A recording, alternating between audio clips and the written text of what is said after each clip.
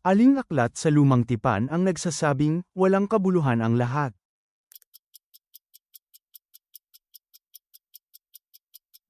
Mga ngaral. Sino ang babaeng minahal ni Solomon sa aklat ng awit ni Solomon?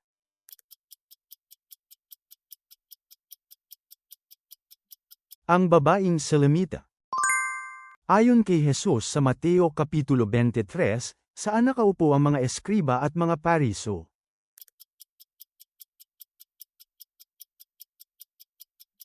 Sa upuan ni Moises. Saan nakatala ang mga gawa at kapangyarihan ni Baasa na hari ng Israel?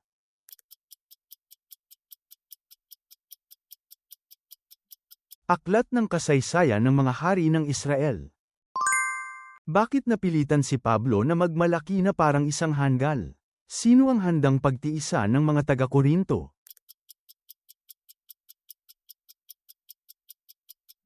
Dahil handa silang pagtiisan ang mga hanggal. Sa 12 alagad na pinili ni Jesus, sino ang kapatid ni Simon Pedro?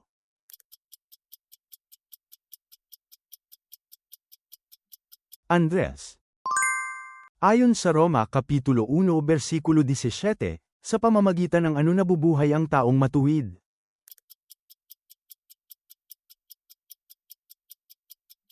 Pananampalataya. Sa anong paraan sinabi na dinaraya ng mga taong nagpapagulo sa mga iglesia ang puso ng mga walang malay?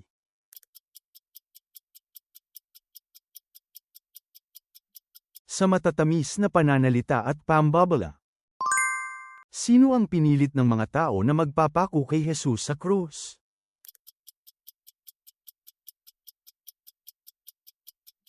Si Pilato.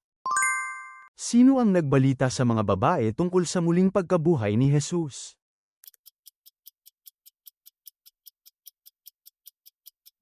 Dalawang lalaking nakasuot ng nakakasilaw na damit. Ano ang hinihiling ni Pablo sa mga taga-Korinto na gawin tungkol sa kanyang kaunting kahangalan?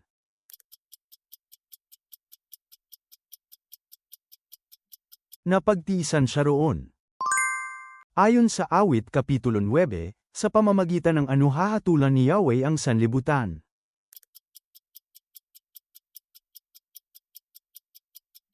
Sa pamamagitan ng katwiran. Anong uri ng pampaalsa ang sinabi ni Pablo na dapat nilang alisin sa kanilang kalagitnaan?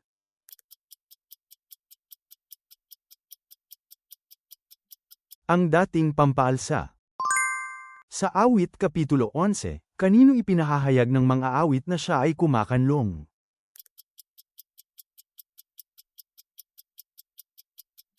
Sa Panginoon.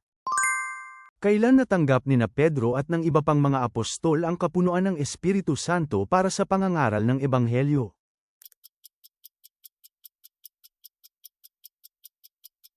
Sa Pentecost. Sa ika-4 na salot, anong lupain ang iniligtas ng Diyos?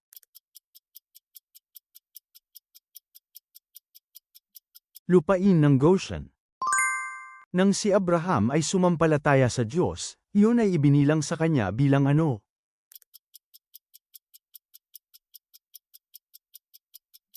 Katwiran.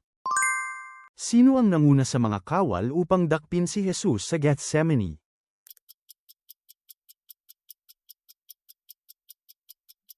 Judas Iscariote. Ilang taon si Joasim nang maupo bilang hari?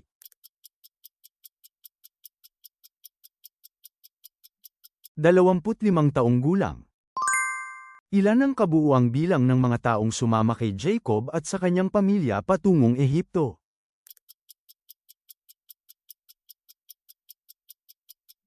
70 katao. Ano ang kinain ni Jesus nang magpakita siya sa mga alagad pagkatapos ng kanyang muling pagkabuhay?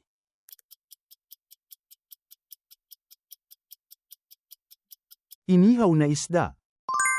Sino ang humalili sa trono nang mamatay si Rehoboam?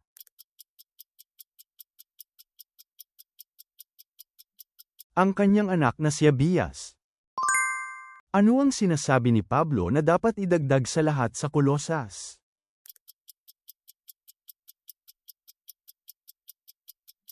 Pag-ibig. Paano ipinakita ng isang kapitan ang kanyang pananampalataya kay Jesus sa Mateo Kapitulo 8? Naniwala siyang gagaling ang kanyang katulong sa pamamagitan lamang ng salita. Ilan ang bumubuo sa unang pangkat na ipinadala ni Ahazias upang dakpin si Elias?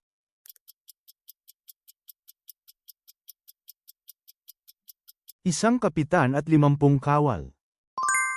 Ano ang pangalan ng bansa at lahi na nagmula sa mga inapo ni Esau?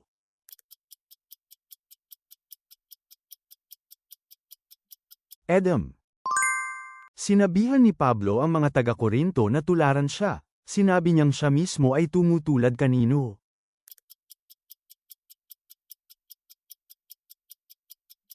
Kay Kristo. Ano ang mga pangalang ipinangalan ni Solomon sa 2 haligi sa harapan ng templo?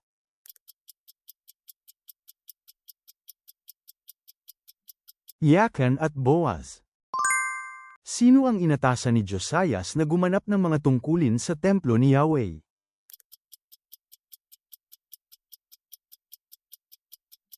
Ang mga pari. Aling uri ng handog ang sumasagisag ng ganap na paghahandog sa Diyos sa lumang tipan?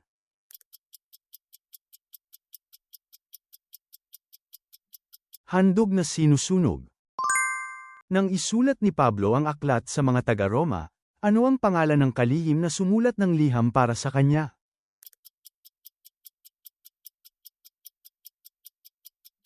Tertius. Paano dinala ni David ang kaban mula sa Kiriath Jearim sa unang pagkakataon?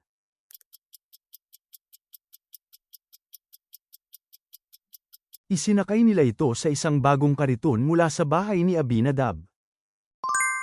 Ayon sa 2 Korinto Kabanata 7, ano ang ipinapayo ni Pablo sa mga minamahal upang ganap nilang maisakatuparan?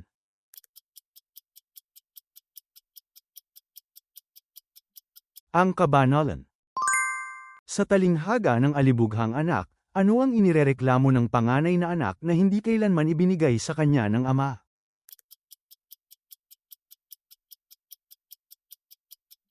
Isang batang kambing.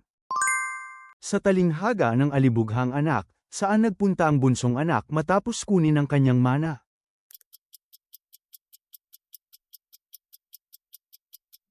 Sa malayong lupain. Gaano katagal na natili si Pablo sa Korinto at nagturo ng salita ng Diyos?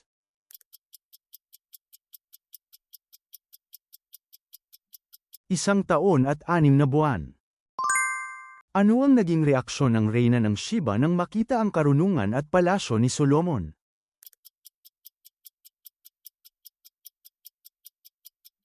Lubhang namangha. Nang bumaba ang kapangyarihan ng Panginoon kay Elia habang nagpapadala ang Diyos ng malakas na ulan, hanggang saan siya tumakbo nang mauna kay Ahab?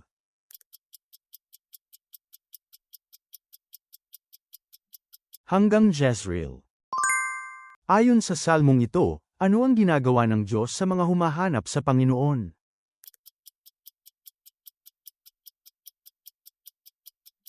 Hindi sila pinababayaan. Ayon sa 2 Korinto Kabanata 9, anong uri ng tao ang iniibig ng Diyos?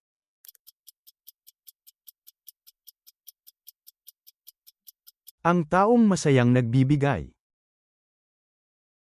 Salamat sa panunood. Ibahagi ang inyong mahahalagang puna at kaalaman sa Biblia sa mga komento. Ang pag-subscribe at pag-like ninyo ay malaking tulong para makagawa pa kami ng mas marami pang Bible quiz.